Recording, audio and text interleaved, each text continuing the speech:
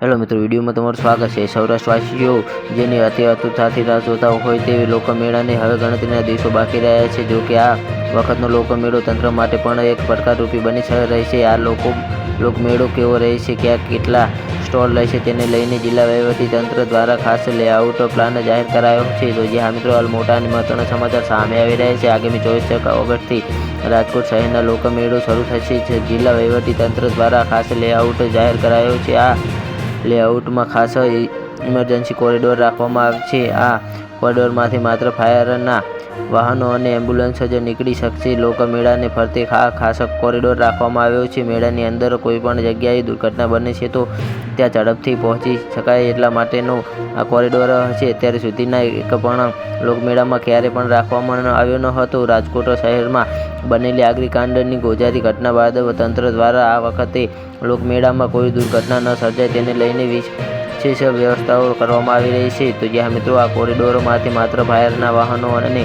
Ambulance જ નીકળી શકશે। લોકમેળાની ફરતે આ ખાસ કોરિડોર રાખવામાં આવ્યો છે। મેળાની અંદર કોઈપણ જગ્યાએ દુર્ઘટના બને છે તો ત્યાં ઝડપથી પહોંચી શકાય એટલા માટેનો આ કોરિડોર હશે। તો જ્યાં મિત્રો અમારો વિડીયો કેવો લાગે અમારે કોમેન્ટ બોક્સમાં જરૂરથી જણાવજો, અને ચેનલ પર ન હોય તો ચેનલ સબસ્ક્રાઈબ કરવાનું ના ભૂલતા। તો વિડીયો પૂરો જોવા બદલ તમારો ખૂબ ખૂબ આભાર।